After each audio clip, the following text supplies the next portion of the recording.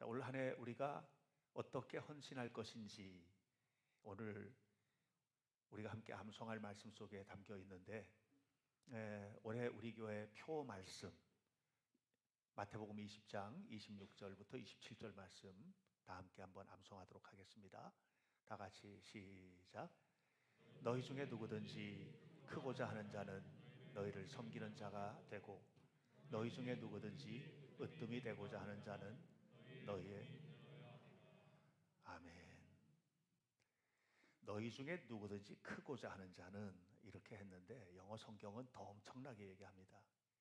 Whosoever great among you 이렇게 하거든요. 위대해지기를 원하는 자는 Let him be your minister. 너희를 섬기는 자가 되어야 한다. 저는 우리 교회 성도들 모두가 다 위대해지고 아름다워지고 커지고 높아지기를 바랍니다. 이를 위해서 여러분들이 서야 할 자리는 역설적이게도 낮아지고 섬기고 헌신하고 봉사하는 깊이로 내려가는 겁니다. 좀 더 깊은 믿음의 사람이 되시고 믿음의 본이 되시기를 주 예수님의 이름으로 축원합니다. 오늘 우리가 함께 나눌 말씀은 봉사입니다. 지난주에 헌금에 관한 이야기를 좀 여러분들과 나눴죠. 좀 웃기는 얘기기는 한데, 아니 감사한 얘기죠. 감사한 이야기인데, 설교 끝나고 나서 감사하다는 문자를 많이 받았어요. 왜 헌금해야 되는지 이유를 너무 명확하게 얘기를 알게 해줘서 고맙다. 우리 교인들뿐만 아니라 밖에서도 우리 교회 이제 들어오셔서 함께하는 분들이 계시거든요. 이제 그분들에게도 심지어는 전화를 해서 고맙다는 얘기를 들었습니다. 헌금을 해야 하는 이유가 너무 명확한 거예요. 하나님께서 말씀하시는 일들을 순종하는 겁니다. 또 동시에 우리가 믿음의 본이 되기 위하여 당연히 해야 할 일들이 바로 헌금인데, 그 속에 11조가 있고 또 감사 헌금을 비롯한 다양한 물질적 헌신이 담겨져 있는 것이죠. 그러니까 이건 해도 되고 안 해도 되는 일이 아니라 당연히 감당해야 될 우리의 헌신의 자리임을 기억하셔야만 합니다. 오늘은 봉사에 관한 이야기를 하려고 합니다. 봉사에 관한 이야기를 하면서 조금은 생뚱맞은 듯한 본문을 정했습니다.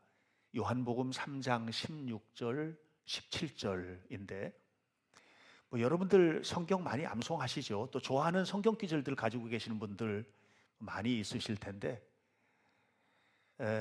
공통적으로 우리가 다 잘 알고 있는 말씀이 바로 이 말씀입니다. 요한복음 3장 16절, 시편 23편 이런 것들인데요. 우리 함께 요한복음 3장 16절 아시는 분들은 암송하시고, 또 그렇지 않으신 분들은 오늘 본문이니까 성경을 들여다보면서 함께 해보도록 하겠습니다. 시작.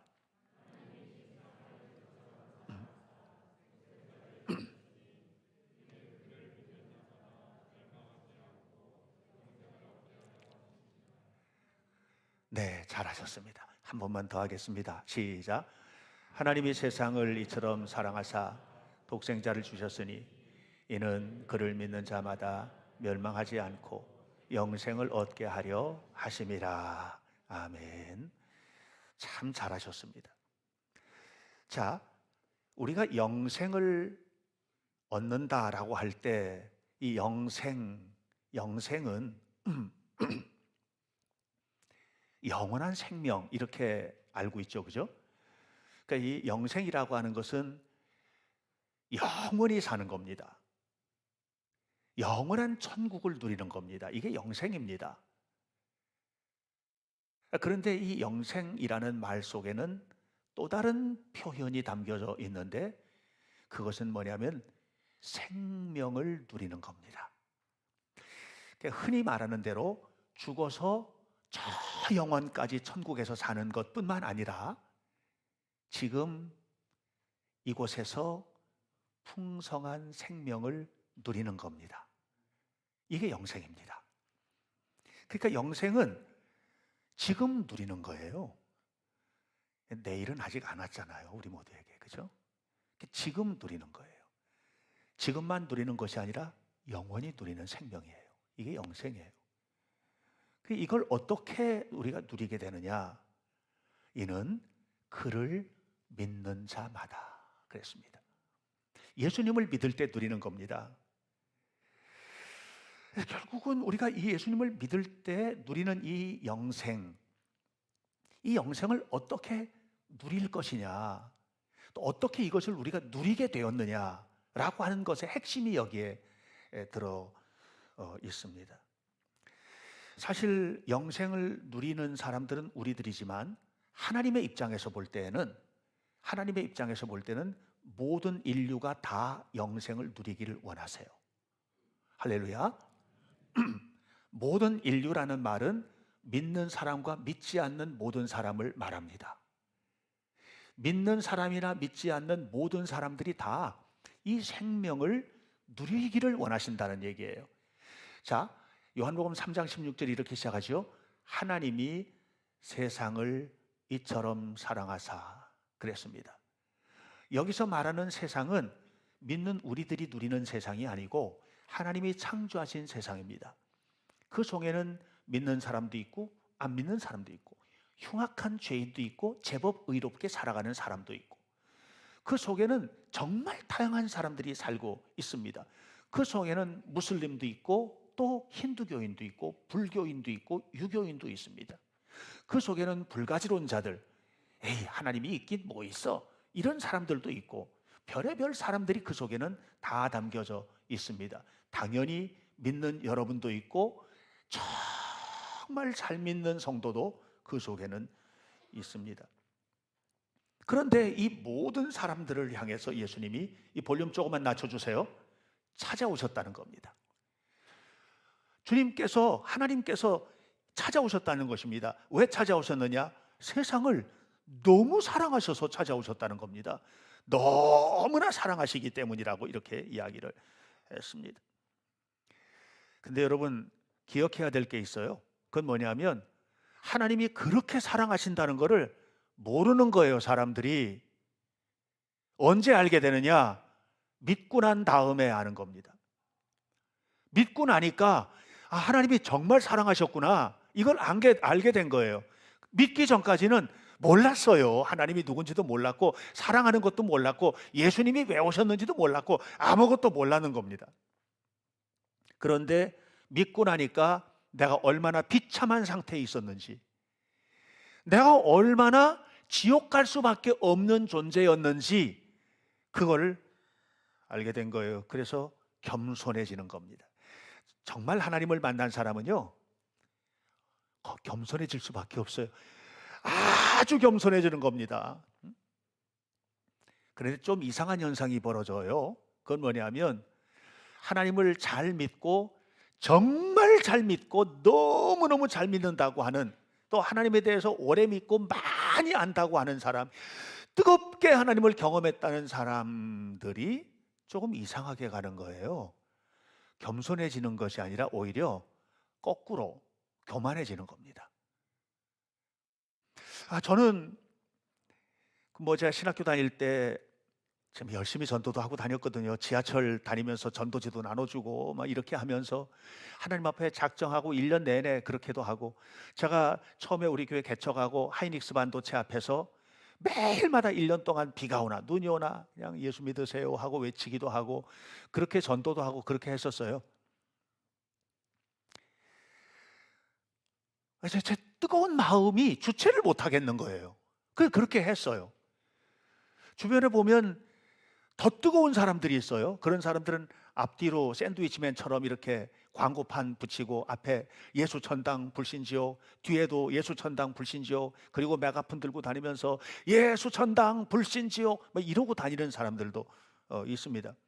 제가 공항에서도 봤습니다. 지난번에 성지순례 갔다 오면서 공항에 나왔는데 공항에서 그렇게 하고 다니는 사람 있더라고요. 공항에서 하고서는 막 다니시더라고요.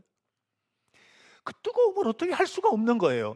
그런데 문제는 이제 그 다음에 있는 겁니다. 이런 거예요. 틀린 말은 아닌데요. 예수 천당 불신 지옥 이게 틀린 말은 아닌데요. 그렇게 하고 메가폰을 들고 다니는 사람들, 그 사람을 보면서 예수 믿기로 결단하는 사람이 과연 몇 명이나 될까? 이제 이게 궁금한 겁니다, 저는. 제 동료 중에서 이제 음성에서 목회를 하던 분이 계셨는데, 그분이 그런 얘기를 하는 거예요. 교회 새벽 예배 딱 마치고 나면 온 동네가 다 잠에서 깨어나야 된대요. 왜냐하면 그 동네에 어느 교회 다니는 한 분이 계신데, 그분이 너무너무 뜨겁게 영적인 것을 경험을 하고 난 다음에 새벽 예배 끝나고 나면 메가폰 들고 동네방네 다니면서 예수 천당 불신지옥 그러고 다닌다는 거예요. 그러니까 그냥 온 동네 사람들이 전부 다 그때는 이제 깨어나야 되고, 그렇게 하고 난 다음에 희한한 일이 벌어진다는 거예요. 나도 예수 믿어야 되겠다는 사람이 많아지면 좋겠는데 절대로 교회 안 나가. 내가 교회 나가나 봐. 교회 나가면은 내 손가락에 장을 치죠. 이런 사람들이 더 많아졌다는 거예요, 옛날보다. 왜 그래야 되지? 왜 그래야 되지? 정말 뜨거우면 더 낮아진 곳에서 섬기고, 이름도 없이 빛도 없이 섬기고 헌신하고 하면서 해야 되는데, 그렇게 하지 않고 저번에 뜨거운데 뜨거운 것으로 봉사를 하는데, 봉사하는 것이 오히려 선교의 길을 막은다면 이게 정말 주님이 기뻐하시는 일일까? 여러분, 오늘 이 말씀을 들으면서 오해하지 마십시오. 비난하는 게 아닙니다. 우리의 현실들을 한번 살펴보는 거예요. 성경은 이렇게 말합니다. 하나님이 세상을 이처럼 사랑하사 독생자를 주셨다는 거예요.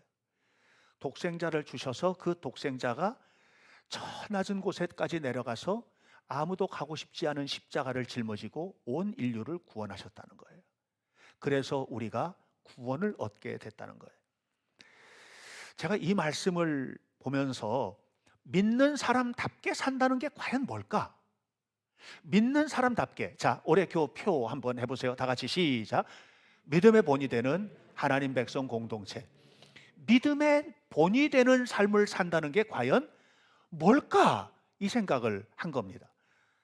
그래서 우리에게 정말 중요한 게 한 가지 있다. 그것은 뭐냐? 믿음의 사람다운 형식을 갖추는 것이다. 믿음의 사람다운 형식을 갖춘다는 것은 뭐냐 하면 삶을 통해서 보여주는 것이다.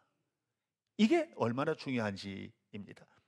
요한복음 3장 17절을 다 같이 한번 읽어봅시다. 시작. 하나님이 그 아들을 세상에 보내신 것은 세상을 심판하려 하심이 아니요 그로 말미암아 세상이 구원을 받게 하려 하심이라. 하나님이 이 땅에 독생자를 보내신 이유가 있는데, 그 이유는 뭐냐면 세상을 정죄하고 심판하고 그렇게 하려고 보낸 거 아니라 하나님이 세상을 구원하게 하기 위하여 보내셨다라고 이야기를 하는 것입니다. 저나 여러분이나 우리 모두는 다 하나님 모르던 사람들입니다. 물론 태어나 보니까는 교회 다니는 사람도 있어요. 모태신앙이라고 해요. 모태신앙을 어떤 사람은 이렇게 말하더라고요. 모태신앙, 모태신앙. 나는 아무것도 못해. 나는 아무것도 못해. 그래서 모태신앙이라고. 그런 사람도 있다고. 실제로 모태신앙이 건강하게 신앙으로 발돋움하는 경우들이 많지 않은 부분들이 있어서 아마 그걸 손가락질하는 내용일 거예요. 근데 모태신앙이 모든 것을 다 잘하는 신앙인이었으면 좋겠어요. 태어나 보니까 예수 믿게 된 이런 모태신앙인들도 있죠. 그러나 저 같은 사람은 살다가 예수님을 영접한 사람이고, 그런 사람들은 많이 계십니다. 우리 교회도 많이 계십니다. 아무것도 모르는 상태에서 구원을 얻은 겁니다. 우리가 하나님을 사랑한 것이 아니라 하나님이 우리를 사랑하셔서 우리가 구원을 얻는 자녀가 된 겁니다. 요한일서 4장 10절. 우리가 하나님을 사랑한 것이 아니요 하나님이 우리를 사랑하사 우리 죄를 속하기 위하여 화목제물로 그 아들을 십자가에 죽게 했다고 이렇게 이야기를 하고 있습니다. 자, 그래서 우리가 하나님을 알게 됐습니다. 그런데 우리가 만나는 모든 사람들은 하나님을 아직 모르는 거예요. 너 왜 몰라? 이렇게 말하면 안 됩니다. 너 왜 그렇게밖에 못해? 이렇게 말하면 안 됩니다. 하나님은 우리에게 그렇게 말씀하지 않으시고요, 몸을 입고 이 땅에 오신 거예요.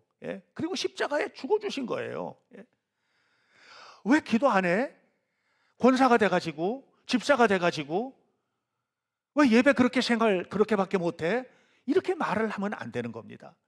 그냥 내가 좋은 신앙인의 형식을 갖췄으면 좋겠다. 여기 앉아서 예배하는 여러분 한 사람 한 사람이 그냥 좋은 신앙의 형식을 가진 사람이 되었으면 좋겠다. 본이 되는 사람이 되었으면 좋겠다. 본이라는 게 뭐예요? 본이 되면 누군가 따라오잖아요. 본이 되면 따라오는 거예요. 누구를 본받아라 라는 얘기는 그 사람 보고 따라가라 이 얘기하는 거거든요. 그러니까 여러분들이 좀 본이 되셨으면 좋겠다는 얘기 아니에요. 그게 뭐예요? 형식을 갖추는 거예요. 믿음의 본이 되는 거죠.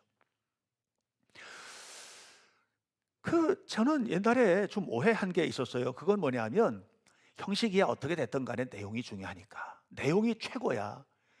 그런 생각을 했어요. 예를 들면 이런 거예요. 똥바가지 속에 있어도 다이아몬드는 다이아몬드잖아. 똥바가지 속에 있는 거 다이아몬드인 줄 알면 똥바가지들 못 끌어안겠어? 다이아몬드인데. 똥바가지 뒤집어 써도 그거 끌어안는 거야. 다이아몬드잖아. 그게 내용이잖아. 그런 거거든요.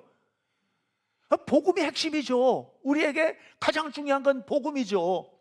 그러니까 이게 중요한 거예요. 이렇게 생각을 했던 거예요. 그런데 머셜 맥루한이라고 하는 캐나다 토론토 대학의 교수가, 이게 이제 미디어학의 전문가인데, 그분이 책을 썼어요. 그 책이 무슨 책이냐 하면 이런 거예요.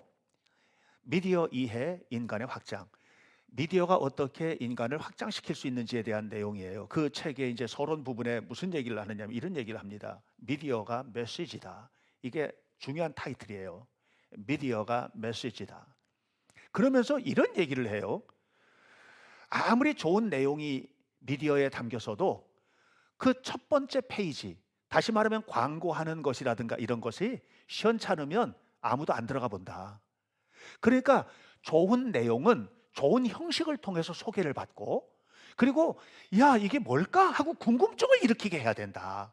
이게 뭘까 하고 궁금증을 일으키게 되고, 그래서 그 속을 파고 들어가 보면 그 속에 뭐가 있어요? 그 안에 진짜 전하고 싶은 내용이 그 속에 있는 것이다. 이런 얘기를 하는 거예요. 그래서 제가 충격을 받았어요. 책을 읽으면서. 그리고 내가 생각했어요. 내용이 아름다우면 당연히 그 내용을, 아름다운 내용을 잘 보호하고 하기 위해서 감싸는 형식도 아름다워야 되는 거로구나.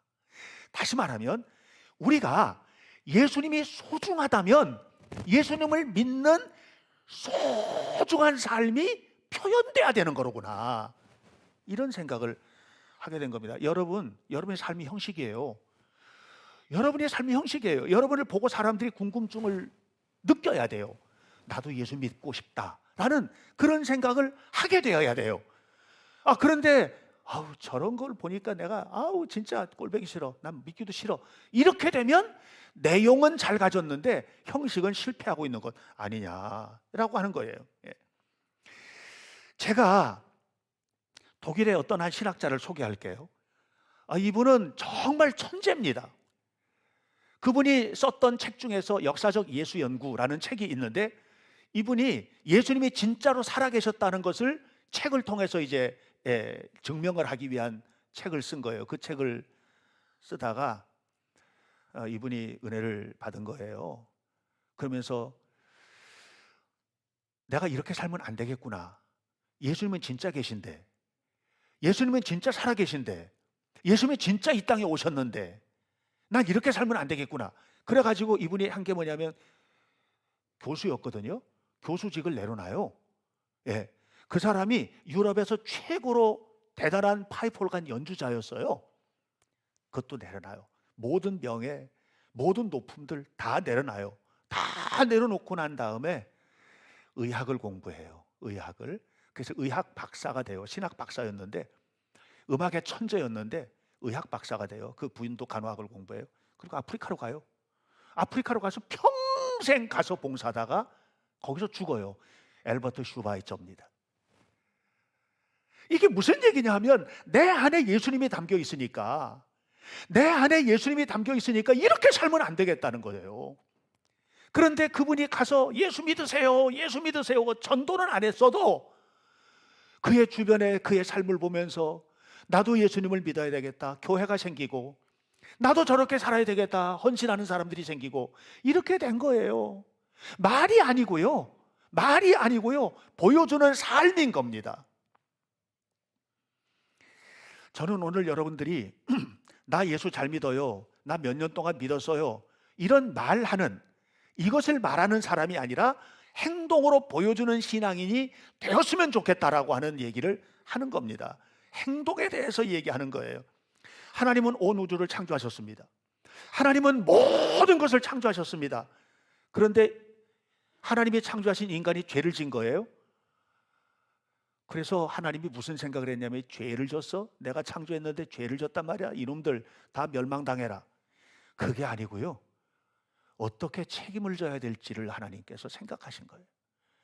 그리고 하나님께서 죄 지은 인간을 책임지는 방식이 뭐냐면 하나님이 죽는 거예요. 인간의 몸을 입고 이 땅에 오셨습니다. 말로만 죄사함 받아라 이게 아니고요. 인간의 몸을 입고 이 땅에 오신 겁니다. 그리고 십자가를 짊어지셨습니다. 고통스럽게 죽으신 것입니다. 이 땅에 예수님이 오셨을 때 제자들은 3년 동안 예수님을 따라다녔습니다. 다 봤습니다. 예수님이 죽은 자를 살리는 것도 보고, 문둥병자를 끌어안는 것도 보고, 가난한 자, 형편없는 자들 어떻게 돌봐주는지도 보고, 남의 등을 쳐먹고 살던 삭개오를 어떻게 용서하고 새로 사람을 만드는지도 보고 다 봤습니다. 바리새인들을 대하는 것도 보고 사두개인 대하는 것도 보고 다 봤습니다. 그리고 십자가에 죽는 모습까지 다 지켜봤습니다. 그리고 드디어 부활의 영광에 이르는 것까지도 다 보았습니다. 그리고 예수님이 하늘로 승천하셨습니다. 그리고 난 다음에 뭐 했어요? 제자들이 똑같이 사는 거예요. 제자들이 평생 제자가 아니에요. 이제 사도가 된 거예요. 제자는 뭐예요? 배우는 사람이에요. 근데 이제는 사도가 됐다는 말이 뭐냐? 선생이 된 거예요. 선생이 된다는 말은 무슨 말입니까? 그대로 사는 겁니다.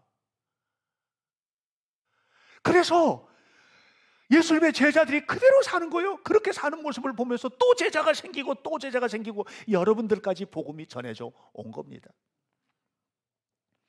사랑하는 여러분, 하나님께서 지금 우리에게 원하시는 것은 뭘까요? 말만 많이 하는 말쟁이가 되지 마라. 뭔 말이 그렇게 많으냐? 말 많이 하지 말어. 그리고 행동으로 보여줄 수 없겠니? 내가 그랬던 것처럼 하나님이 세상을 사랑하사 독생자를 주셨으니, 하나님이 인간의 육신을 입고 이 땅에 오신 것처럼 너도 그렇게 살면 안 되겠니? 너도. 이거를 지금 주님이 원하시는 거예요. 행동을 원하시는 겁니다. 예수님이 십자가에 달려 죽으셨습니다. 그 밑에 제사장들이 있었고 많은 사람들이 있었는데 아무도 왜 저러는지를 모르는 거예요. 그러니까 뭐라 그럽니까? 자, 성전을 헐었다가 사흘 만에 짓는 자고 말하는 자요, 내려와라, 내려와라, 한번 내려와봐, 그럼 믿을게. 이렇게 한 겁니다. 예수님 거기서 내려오면 안 되는 거예요. 죽으셔야만 하는 거예요. 그걸 모르는 겁니다. 아무도. 죽으셔야 하는데 그걸 모르는 겁니다. 언제 알아요? 믿어야만 알게 되는 거예요. 예수님이 그 십자가에서 죽어가는 모습이 아름다웠습니까? 얼마나 비참하고 흉물스럽습니까? 채찍에 맞고 가시관을 쓰고 피투성이가 되고 손과 발에 못을 박히고 그렇게 죽어가는 모습이 얼마나 끔찍합니까? 예수님도 알았습니다. 그게 끔찍한지. 그래서 마태복음 26장을 보면 뭐라고 합니까? 하나님, 저 피하고 싶습니다 그러잖아요. 하나님, 피하고 싶습니다. 그러거든요. 마태복음 26장 38절, 내 마음이 고민되어 죽게 되었으니. 예수님이 고민스럽다는 거예요. 죽을 만큼. 왜? 십자가를 아니까. 예? 그리고 27절에 뭐라고 합니까? 이 잔을 지나가게 하옵소서. 이 잔을 지나가게 하옵소서. 그냥 지나가면 안 되겠습니까? 이게 뭐예요? 육신을 입은 예수님의 마음이에요. 우리도 다 그런 마음 가지고 있지 않아요? 봉사의 자리 누가 하겠지. 이 잔이 지나가게 하옵소서. 내가 안 해도 되지 않나? 관현악단 이렇게 하면 저 자리가 쉬운 자리가 아니지 않습니까? 봉사하는 자리가 다 마찬가지 아닙니까? 누가 하고 싶어요? 편하게 있고 싶지. 아이들이 저 자리에 앉을 때 일부 예배, 청소년 예배 드리고 주일학교 예배 드리고 다 드렸는데 2부 예배 또 와서 또 봉사해야 되나? 하기 싫어. 이게 마음이죠.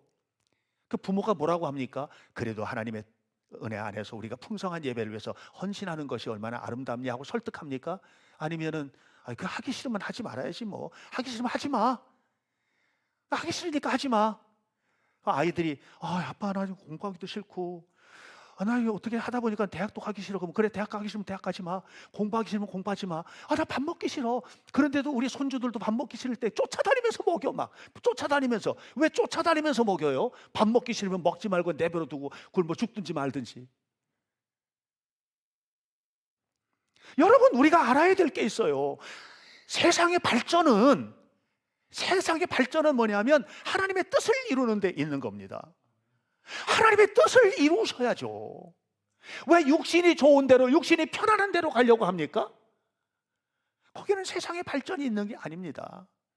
왜 하기 싫은 줄 아세요? 그걸 하면 발전하기 때문에 하기 싫은 거예요. 죄 지은 인간은요, 역사가 발전하는 것이 아니라 무너지는 쪽으로 가는 거예요. 이게 죄의 역사예요. 죄는 언제나 무너지는 자리에 있는 겁니다. 게으름은 세상을 무너뜨리게 합니다. 행동하셔야 돼요. 행동하시기를 축복합니다. 예수님은 육신이 좋은 대로 하지 않았습니다. 하나님이 원하시는 일이 무엇인지를 헤아리고 그 일을 한 거예요.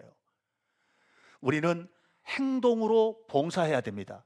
하나님이 행동으로 봉사한 것처럼 우리도 그렇게 행동으로 보여줘야 돼요. 믿음의 본이 된다는 것은 마음이 아니에요. 마음속에 있는 건 아무도 몰라요. 행동을 보고 본이 되는 거예요. 여러분들이 믿음의 본이 되시기를 축복합니다. 봉사하는 일에도 본이 되시기를 축복합니다. 우리 모두는 봉사하도록 부름받은 봉사의 사명자입니다. 봉사하도록 부름받은 사명자예요. 이걸 알아야만 합니다. 예수님께서 십자가를 왜 지셨습니까? 온 인류를 구원하기 위해서 지신 것입니다. 그 십자가 밑에 있는 대제사장 모릅니다. 십자가 밑에 있는 사람들, 유대인들 모릅니다. 곁에서 지켜보면서도 모릅니다. 제자들도 사실 몰랐습니다. 그래서 뿔뿔이 흩어졌습니다. 3년 동안 따라다녔는데도 몰랐던 거예요. 뿔뿔이 흩어졌습니다. 그런데 예수님을 진심으로 믿은 후에 알게 되었습니다. 나도 그렇게 되어야 된다는 것을 알게 된 거죠, 제자들이. 그래서 제자들 중에서 사도 요한을 빼놓고는 모두 예수님처럼 순교당했습니다. 모두 죽었습니다. 예수님을 깨달은 사람이 십자가를 지는 거예요. 내가 정말 좋아하는 여성 선교사님이 계십니다. 루비 캔드릭이라는 선교사입니다. 루비 캔드릭 24살의 나이에 우리나라에 왔습니다. 미국에서 이분이 텍사스 출신인데 정말 최고의 교육을 받고 그리고서 선교사로 왔습니다. 24살의 아름다운 처녀 루비 캔드릭. 사진이 남아있거든요. 정말 아름다워요. 한번 찾아보세요. 루비 캔드릭. 25살에 순교당했습니다. 왔는데 그냥 거기 있었으면 얼마나 미래가 창창하고 모든 것이 열릴 텐데, 그런데 뭐 피 한 방울 섞였습니까? 여기 왜 옵니까? 그 나이에 그 아름다운 여성이 와가지고 얼마 안 있다가 집에 편지를 보냅니다. 엄마 아버지한테 편지를 보냅니다. 그러면서 이렇게 말합니다. I had 1,000 lives to give Korea should have them all. I have 1,000 lives. 나에게 만약에 1000번의 생명이 주어진다면, 나에게 만약에 1000개의 생명이 있다면 to give Korea should have them all. 모든 것을 다 그 1000개의 생명을 몽땅 조선을 위해 바치겠습니다. 이게 말이 됩니까? 이게 말이 됩니까? 여기 무슨 빚진 거 있나요? 있지요. 하나. 하나님의 빚을 진 겁니다. 주님의 사랑을 받은 겁니다. 영생을 얻은 겁니다. 그 영생이 죽었으니까 끝입니까? 아니에요. 그녀는 이 땅에 와서 9개월을 살았는데 9개월을 사는 동안에는 날마다 풍성했습니다. 그리고 그가 갑작스러운 병에 걸려서 죽게 되었지만, 급성 맹장염으로 갑작스럽게 병에 걸려서 죽게 되었지만 죽은 다음에도 영원한 풍요로움을 누리고 있는 것입니다. 예수님은 이 땅에 오셔서 정치를 개혁하려고 하는 일 안 하셨습니다. 예수님이 이 땅에 오셔서 경제를 개혁하고 교육을, 문화를 바꾸고 이런 거 하나도 안 하셨습니다. 예수님은 하나도 안 하셨습니다. 딱 하나 하셨습니다. 인간의 운명을 바꿔놓으셨습니다. 사망에서 생명으로, 어둠에서 빛으로 운명을 바꿔놓으셨습니다. 이 운명을 바꾼 사람들이 정치에도 교육에도 사회에도 문화에도 들어갔습니다. 그리고 그곳에 가서 한 나라를, 운명을 통째로 바꿔놨습니다. 대한민국은 그들의 헌신으로 오늘을 이룬 겁니다. 루비 캔드릭이 죽은 것을 알고, 그 소식을 듣고, 또 그의 고백을 알고, 나도 1000개의 생명이 있으면 그 모든 것을 그들을 위해서 바치겠다고 헌신한 텍사스의 이 감리교 선교사인데요, 에벗 청년회, 감리교 청년 그룹입니다. 에벗 청년회에서 20명이 선교사로 헌신을 합니다. 그리고 선교사로 목숨을 바칩니다. 여러분, 그분들이 와서 교육에 헌신하고 봉사한 거예요. 그냥 봉사한 거예요. 막 모든 곳에서 흩어져서 봉사하고, 그 봉사가 오늘의 대한민국을 이루었습니다. 감사하셔야 됩니다. 여러분도 봉사하시길 축복합니다. 행동하세요. 교회 학교에서, 성가대에서, 관악단에서, 속회에서, 선교회에서, 예? 여러분 맡아있는 모든 곳에서 예배당을 청소할 때도 그것뿐입니까? 가정에서도 봉사하세요. 남편이 아내에게 봉사하세요. 아내가 남편에게 봉사하세요. 아름다운 음식을 만들어 봉사하고 섬기세요. 가족들을 살리세요. 그게 살림이잖아요. 살림이라는 말이 뭡니까? 봉사하는 거예요. 디아코니 하는 거예요. 살려내셔야죠. 가는 곳마다. 아내만 살림살이 합니까? 남편도 살리셔야죠. 직장에서도 봉사하셔야죠. 그래서 여러분들의 모습을 보면서 예수 믿는 직장인은 저런 거로구나 보여주셔야죠. 본이 되는 거예요. 사업을 합니까? 사업도 본이 되게 하세요. 예수 믿는 사람처럼 하셔야 돼요. 사랑하는 여러분, 그렇게 살아가는 삶의 자리에서 이루어지는 것이 뭐냐? 하나님이 세상을 이처럼 사랑하사 독생자를 주셨으니 이는 그를 믿는 자마다, 이는 그를 믿는 자마다 영생을, 생명의 풍성함을 누리는 겁니다. 가정이 풍성해지는 거예요. 여러분 성질대로 하면 안 풍성해져요. 주님의 뜻대로 가셔야 풍성해져요. 여러분 삶이 풍성해지는 거예요. 내 마음대로 해서가 아니에요. 하나님의 뜻대로 세워질 때 이루어지는 겁니다. 아무쪼록 우리 교회가 올해 믿음의 본이 되는 봉사의 사역, 가는 곳마다 봉사의 꽃을 피우고 아름답게 역사하는 복된 성도들의 모임이 되시기를 주님의 이름으로 축원합니다. 기도하겠습니다. 살아계신 아버지 하나님의 은혜를 감사합니다. 우리 모두는 다 하나님께서 그러셨던 것처럼, 예수님께서 그러셨던 것처럼, 성령님이 오늘도 우리를 도와 뜨겁게 헌신하시고 봉사하시는 것처럼 봉사의 사명자로 세워지게 도와주시고, 말만 무성한 신앙인이 아니라 행동으로 본을 보이는 건강한 목사, 장로, 권사, 집사, 속장, 인도자, 성가대, 관현악단, 교사, 선교회 될 수 있게 하시고, 아버지, 어머니, 직장인, 사회인, 대한민국 국민이 되도록 축복해 주옵소서. 예수님의 이름으로 기도하옵나이다. 아멘.